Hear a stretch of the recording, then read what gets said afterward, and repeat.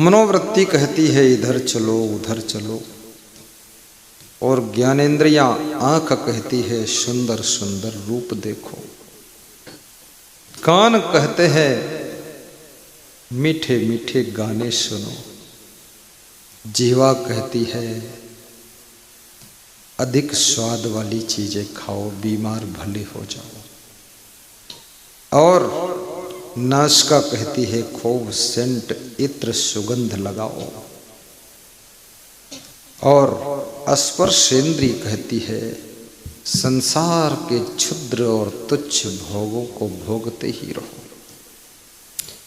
ये पांचों ज्ञान इंद्रियां अपने अपने विषय भोगों की ओर खींचती रहती है, आकर्षित करती रहती है।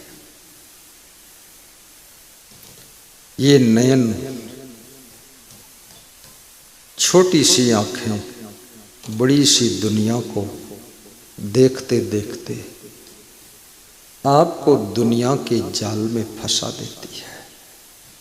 ये छोटे छोटे कान दुनिया के रसिक गाने सुनते सुनते आपको माया जाल में फंसाने का काम करते हैं।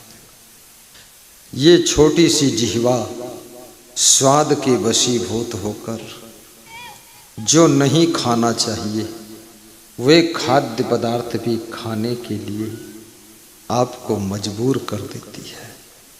ये जिह्वा साधारण नहीं है। ये जो लोग मांस खाते हैं ये स्वास्थ्य के लिए नहीं खाते, स्वाद के लिए खाते।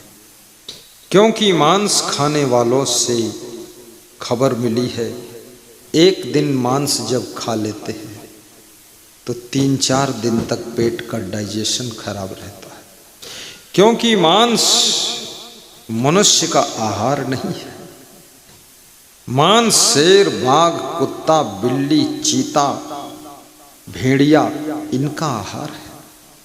मांस खाने योग्य मनुष्य की आंतें नहीं बनी। मनुष्य की आंतें दाल, चावल, सब्जी, रोटी, पूड़ी, खीर, हलवा, मलाई, दूध, शक्कर खाने के लिए बनी। लेकिन मनुष्य एक ऐसा प्राणी है खान पान में भी अपनी सीमाओं को लांघ जाता है। और जब जब ये इंसान सीमाओं को तोड़ता है, लिमिट से बाहर छलांग लगाता है, तब तब ये दुख में पड़ जाता है। जिस समय खरदूषण से युद्ध करने के लिए भगवान श्री राम जाते हैं, लक्ष्मण को सीता जी की सुरक्षा में नियुक्त कर देते हैं और लक्ष्मण से कहते हैं लक्ष्मण तुम यहीं रहना, क्योंकि राक्षस और राक्षसनियां ये सब जंगल में घूमते रहते हैं, सीता जी को कोई खतरा न हो जाए। युद्ध चल रहा है, लक्ष्मण चिंतित है कि खरदूषण की युद्ध में क्या होगा। खरदूषण का युद्ध राम भगवान जीत जाते हैं। शूर्पणखा जाकर रावण को सूचना देती है कि 2 बालक आए हैं, बड़े खतरनाक हैं, खरदूषण का वध कर दिया है। रावण मामा मारीच से कहता है सोने के मृग बन जाओ। माया मृग बन करके राम की कुटिया के पास में घास चरो जाकर, और जब सीता जी देखेंगी सोने के मृग में मोहित हो जाएंगी। देखिए स्त्रियां हमेशा सोने में मोहित होती है, सोना, इसलिए सोने का मृग। और सीता जी जब मोहित हो गई, मोहित होने का परिणाम दुख ही होता है। सीता जी कहती हैं हे पति देव भगवान इस मृग को लेकर आओ, जिंदा लाओ मुर्दा लाओ लेकिन लाओ। राम सोने के मृग के पीछे दौड़ते हैं। इधर रावण तैयारी करके साधु का भेष बनाकर आ जाता है। साधु जैसे कपड़े रावण ने पहन लिया है, इसलिए साधु का भेष पहन करके कोई आता है, थोड़ा साधना से, त्याग से, वैराग्य से, ब्रह्मचर्य से, नियम संयम से उसको परखने की भी कोशिश करो। ऐसा नहीं कि लाल पीला सफेद कपड़ा देख करके तुम समझ गए सब साथ। 4 पैर का हर जानवर गाय नहीं होता है, 4 पैर की गधी भी होती है। साधु भेष में हर व्यक्ति साधु नहीं होता है, साधु भेष में रावण जैसे छलिया लोग भी होते हैं। इसलिए परखना आपको है कि कौन गाय है, कौन गधी है, कौन साधु है, कौन उपाधु है, ये आपको परखना है। आप अगर गधी को गाय मानकर दूध दुहने जाओगे, गधी 2 लात मारेगी, फिर गाय की निंदा करोगे तो गलती आपकी। आप गलत व्यक्ति को भी साधु मान करके उसके चरण पखारोगे, आरती उतारोगे तो ऐसा वो चरण तुम्हें सही करेगा कि तुम दुखी हो जाओगे। फिर सच्चे साधुओं की भी निंदा करते घूमोगे तो तुमको बहुत पाप लग जाए। इसलिए परखना जरूरी है। कबीर साहब को गुरु बनाने के लिए एक व्यक्ति आया। कबीर साहब राह में बैठे थे तो उसने कहा हटो रास्ते से। कबीर साहब थोड़ा खिसक गए तो उसने फिर कहा और हटो, तो उसने थोड़ा सा लात की चोट मार दी। कबीर साहब लुढ़क गए और कबीर साहब फिर से उठकर आए, संभल कर सत्संग करने लगे। कबीर के सत्संग को 5 नवयुवक सुन रहे थे। उन्होंने कहा कि इसने आपको लात मारी तो हम इसको जो है मुक्कों से कूटेंगे। कबीर साहब ने कहा वो विषय उसका है लात मारने का, क्यों मारी ये उसको पता है, हमारा विषय सत्संग का है। सत्संग चालू करता हूँ, सत्संग सुनो, लात के चक्कर में मत जाओ।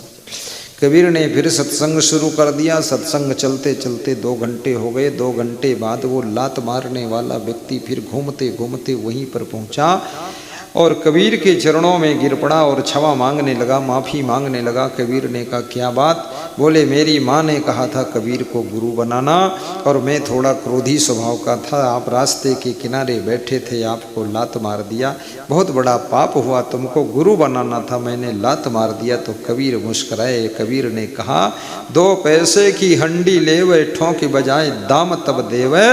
और कल्याण के लिए गुरु बनाना है तो तुमने एक लात मारकर ठोंक बजाकर देख लिया गुरु पक्का है कि कच्चा है।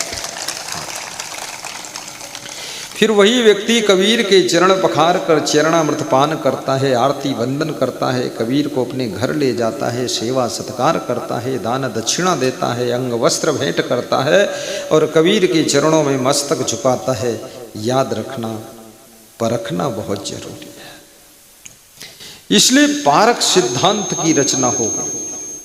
जो परखता है वो पारखी है और जिसमें परखने की कला है वो पारख है। तो पारख होना चाहिए। संत को भी पारख करो। आप अपने बेटे का विवाह करते हो, जो तुम्हारा समधी बनने वाला है, बियाई जी बनने वाला है, परखने की कोशिश करते हो कि ये रिश्ता कैसा रहेगा। जो तुम्हारी बहू बनने वाली है, लाड़ी बनने वाली है, उसको भी तुम देखने जाते हो, लड़की को देखते हो। हाँ ठीक तो है लड़की, भाई परख लिया, अब देख लो भाई क्या है।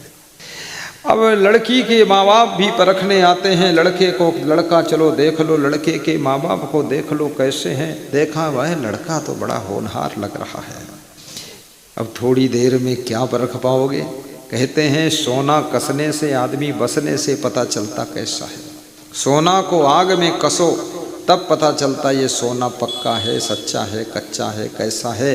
और आदमी के पास में 1 2 साल बसो तब पता चलता है आदमी अच्छा है, लुच्चा है, तुच्चा है, क्या है। ऐसे एक दिन में 1 घंटे में कोई ना आदमी को परख पाएगा, ना औरत को परख पाएगा, ना लड़की को परख पाएगा। क्योंकि शादी करने के लिए लड़की भी रूप रंग बनाकर खड़ी हो जाती है, भोली भाली बनकर खड़ी हो जाती है, टेढ़ी टांग करके खड़ी हो जाती है, सलवार कुर्ता पहनकर खड़ी हो जाती है। वैसे कोमल आँखों से देखती है, लगता है इंद्रलोक से इंद्र परी आई है। जब ससुराल आती है बहू बन करके तो लगता है रे लंका से सुपर्णखा आई है। ऐसा खतरा है। सास ससुर के होश उड़ गए कि ये क्या हो गया। तो ये समझना बहुत कठिन है आदमी को परखना। क्योंकि आदमी क्षण क्षण में अपने को बदल लेता है, चेंज कर लेता है, परिवर्तन कर लेता है, स्वभाव बदल लेता है, वाणी बदल लेता है, सब कुछ चेंजिंग कर लेता है। बड़ा विचित्र आदमी है। इस आदमी को समझना बहुत कठिन है। इसलिए मैं निवेदन करूंगा कि आदमी के साथ में जब कुछ लेन देन करना हो, व्यवहार करना हो, बर्ताव करना हो, रिश्ता जोड़ना हो, उसको तुरंत परखो, तुरंत परखो, फिर परखो, फिर परखो, बार बार परखो। 10 बार व्यक्ति उधार लेकर के जाता है और 11 बार पैसा लौटा देता है, और 12वीं बार जब उधार लेता है तो जिंदगी भर लौट कर ही नहीं आता है। बड़ा चालाक आदमी है। तो आदमी को परखना बहुत कठिन है, जानवर को परखना आसान है, पशु पंछियों को परखना आसान है। आदमी को परखना आ गया तो आदमी आदमी बन जाता है, आदमी को नहीं परख पाए तो आदमी की हस्ती बिगड़ जाती है। इसलिए आदमी को परखने के लिए बड़ी सूक्ष्म बुद्धि होना चाहिए, बड़ा विवेक होना चाहिए, बड़ी समझदारी होना चाहिए और बड़ा विचार होना चाहिए, तब कहीं जाकर आदमी को परखा जा सकता है। अगर परखना ही आ जाए तो तुम फिर धोखा भी नहीं खाओगे, विश्वासघात के चक्कर में भी नहीं पड़ोगे। ये परखना बहुत कठिन काम है, और जिसको परखना आ गया वो पारखी कहलाता है। केवल आत्मा परमात्मा को परखना ही परखना नहीं है, जिंदगी के कदम कदम पर परखना ही परखना है। बिना परख के व्यवहार बर्ताव में भी हार खा जाओगे, बिना परख के रिश्तों में हार खा जाओगे, बिना परख के बिजनेस में भी असफल हो जाओगे, बिना परख के नौकर चाकर के साथ में भी फेल हो जाओगे, बिना परख के कदम कदम पर तुम्हारी हार होगी, और परखने की कला आ गई तो हर कदम पे तुम्हारी जीत होगी, जीत होगी। बोलिए सदगुरु भगवान की जय। ये मनुष्य ऐसा प्राणी है, इसका हर घंटे में मूड बदलता है, मन बदलता है, भाव बदलता है, स्वभाव बदलता है, रुचि बदलती है। इसको देखो, सोचो, विचारो, परखो। सासू को भी रोज परखो। जो बहुएं अपनी सासू को नहीं परख पाती हैं, सासू टिन टिन टिन करती रहती है। सासू को परख करके उसके साथ व्यवहार करो, बर्ताव करो। सासू किस मॉडल की है ये भी देख लो, इंडियन मॉडल है कि इंग्लैंड का मॉडल है, ओल्ड मॉडल है कि गोल्ड मॉडल है, कौन मॉडल की सासू है, बड़ी खतरनाक। और जो सासुएं बहू को नहीं परख पाती हैं वह सासुएं भी बहुत फेल होती हैं। बहू को देखो, उसका हाथ पकड़ करके मत चलो, लल्ली देवी मत बनाओ, पकड़े पकड़े उसको लेकर मत चलो, जाने दो उसको, कोई छोटी नहीं है, 20-25 साल की उम्र है, वो तो अभी बस 2-4 दिन झुक कर चलेगी, उसके बाद तुमको इतना झुका देगी, दंडवत करा देगी, समझ लेना खतरनाक आई है। इसलिए उसको लल्ली देवी मत बनाओ। ज़्यादा लाड़ प्यार अपनी बहुओं को शुरू में मत दीजिए, ज़्यादा लाड़ प्यार अपने बच्चों को भी मत दीजिए, क्योंकि लाड़ प्यार करने से आदत बिगड़ती है, स्वभाव बिगड़ता है, संस्कार बिगड़ते हैं। और जिसको लाड़ प्यार मिल गया वो फिर जिंदगी भर लाड़ प्यार क्या भूखा हो जाता है कि जिंदगी भर लाड़ प्यार मिले। और लाड़ प्यार देने में मेहनत बहुत पड़ती है, जिंदगी भर कोई लाड़ प्यार दे नहीं पाएगा, लाड़ प्यार देने में थकान आ जाती है।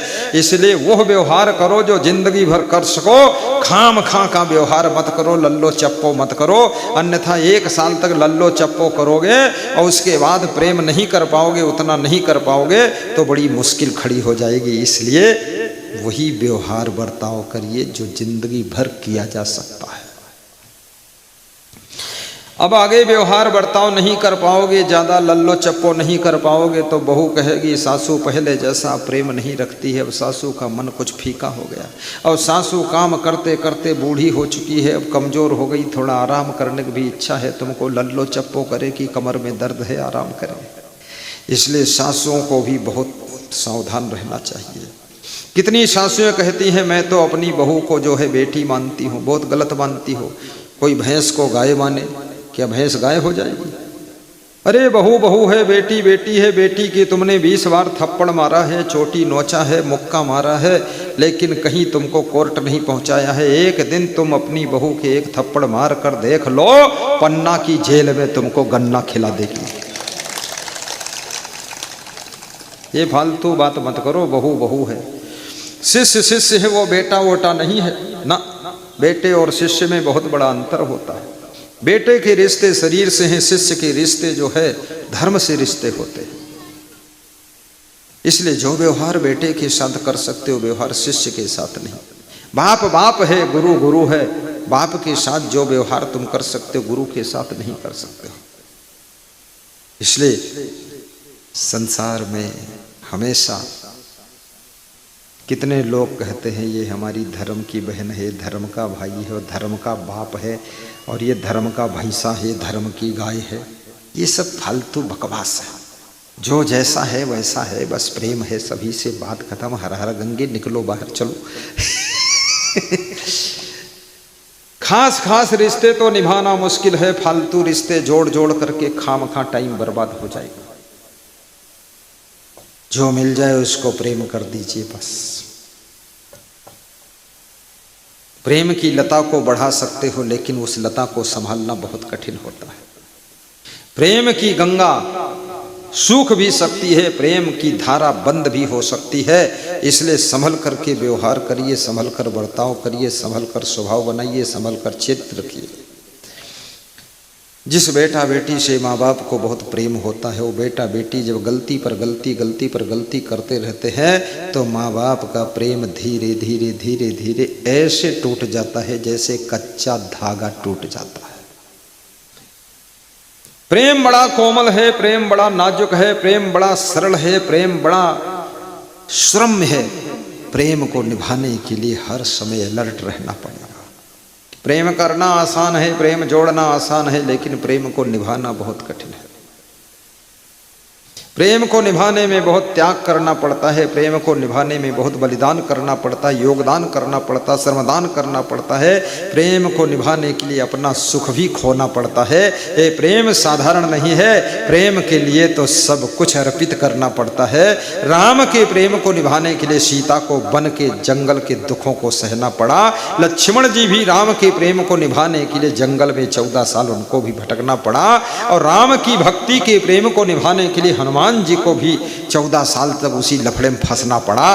ये प्रेम कोई साधारण नहीं है, प्रेम तो हमेशा बलिदान की बाजी मांगता है। और जिसके पास में अपना सुख, अपना सब बलिदान करने की क्षमता है, वही प्रेम को निभा सकता है, बाकी कोई प्रेम को नहीं निभा पाता। बोलिए सद्गुरु भगवान की जय। लालच के आते ही प्रेम टूट जाता है, क्रोध के आते ही प्रेम कमजोर हो जाता है, अहंकार के आते ही प्रेम के खंड खंड हो जाते हैं, और काम वासना अधिक बढ़ने से प्रेम चकनाचूर हो जाता है, ईर्ष्या द्वेष पैदा होने से प्रेम खत्म हो जाता है। इसलिए काम, क्रोध, लोभ, मोह, ईर्ष्या, द्वेष, अहंकार, इनको भी कंट्रोल करना सीखिए, तभी प्रेम जिंदा रहेगा, अन्यथा प्रेम मर भी जाएगा।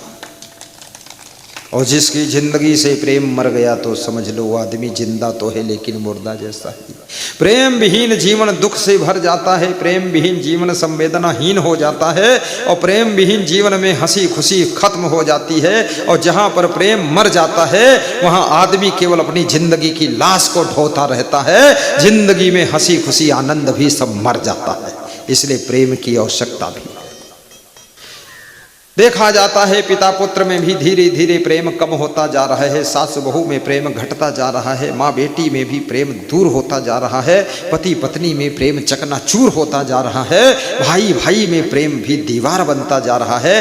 प्रेम के रिश्ते बड़े अटूट होने चाहिए। इसके लिए याद रखना, दारू पीना भी छोड़ना पड़ेगा। दारू पियोगे तो भाइयों से रिश्ते बिगड़ जाएंगे, क्रोध करोगे तो आपस में रिश्ते टूट जाएंगे, और लालच करोगे तो समधी समधी बियाई बियाई का रिश्ता भी खत्म हो जाएगा। और दामाद अगर बहुत लालच करेगा तो याद रखना ससुराल का रिश्ता भी टूट जाएगा। अहंकार करोगे तो सास ससुर से तांडव छिड़ जाएगा। इसलिए विनम्रता से ही प्रेम जीवित रहता है, त्याग से ही प्रेम जिंदा रहता है। तो कबीर साहब कहते हैं, पोथी पढ़ी पढ़ जगमुआ, पंडित हुआ न कोई, ढाई अक्षर प्रेम का पढ़े सो पंडित हो। एक भी अक्षर मालूम नहीं, पंडित बनने आए हो। हम लास्ट में नहीं बोले, तुम कुछ नहीं बोले, तुम्हें बोल देना चाहिए पंडित हो। तुम हंस देते हो, तुम सोचते तो पंडित हो, खंडित न हो जाओ। पोथी पढ़ी पढ़ जगमुआ, पंडित हुआ न कोई, ढाई अक्षर प्रेम का पढ़े सो। क्या बोल रहे हो? पंडित हो। ये कह रहे हैं पढ़े सो पंडित हो। ये स्वयं नहीं पंडित होना चाहिए, दूसरा पंडित हो चाहे झंडित हो, ये कुछ न हो। अपने लिए बात ये है, प्रेम से जिंदगी जीना सीखो। और प्रेम से जिंदगी जीने के लिए याद रखना, कांटों के पथ पर भी अगर प्रेम से चलते हो तो कांटे भी दुखदाई नहीं होते हैं। वनवास में जब राम के साथ में लक्ष्मण गए हैं तो लक्ष्मण बड़े प्रसन्न हैं। सच्चा प्रेम जहां होता है वहां एक टाइम ही नाश्ता मिले तो भी मन खुश रहता है, और प्रेम में कमी होती है तो याद रखना 3 टाइम भोजन मिले फिर भी नोक झोंक होती रहती है। प्रेम संतोष करता है और प्रेम तृप्त रहता है, और प्रेम हमेशा अपने प्रेमियों की फिक्र करता है। जिसको अपने सासू की फिक्र नहीं, ससुर की फिक्र नहीं, पति की फिक्र नहीं, पत्नी की फिक्र नहीं, बच्चों की फिक्र नहीं, तो समझ लेना उसका दिल जो है वो प्रेम से सूना हो चुका है। प्रेम हमेशा अपने प्रेमी की फिक्र करता है, उसके लिए खर्च भी करता है। आज मैं सुबह सुबह पद यात्रा में निकला तो सड़क किनारे देखा चूना पड़ा हुआ है, तो मेरे साथ में पवन कुमार भी थे और साथी संगति सब थे। मैंने कहा चूना डाला है क्या? बोले हाँ चूना डाल दिया। तो हमने कहा कमाल है, चूना ही डाला है, शक्कर नहीं डाला, अच्छा हुआ। अब गुरु की आगमन में वो चूना डाल दिया, पटाखा भी फोड़ा है आज, और बग्घी लगा दिया। और जिनकी बग्घी थी शायद उसका नाम यशपाल है, वो नई बग्घी बना कर लाया था, बोला था कि आप ही बग्घी पर प्रथम बैठोगे और बग्घी का पैसा कुछ नहीं लूंगा।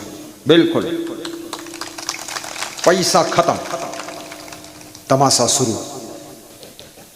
मैं बग्घी पर बैठ गया, इतनी अच्छी बग्घी थी क्या पूछना। मैं बहुत सी बग्घियों पर बैठा हूँ, हजारों बग्घियों पर बैठा हूँ। किसी बग्घी में 5 घोड़े, किसी में 4 घोड़े, इसमें 2 ही घोड़े थे।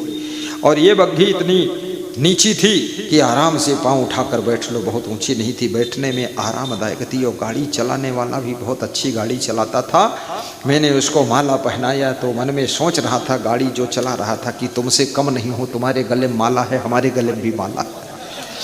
अरे मैंने कहा तू भी चालक है, मैं भी चालक हूँ, तू गाड़ी चलाता है, मैं लोगों की हजारों लाखों जिंदगी की गाड़ी को चलाता हूँ, तू भी ड्राइवर मैं भी ड्राइवर, तू इसको चला, मैं सबकी जिंदगी की गाड़ी को चलाने का काम करता हूँ।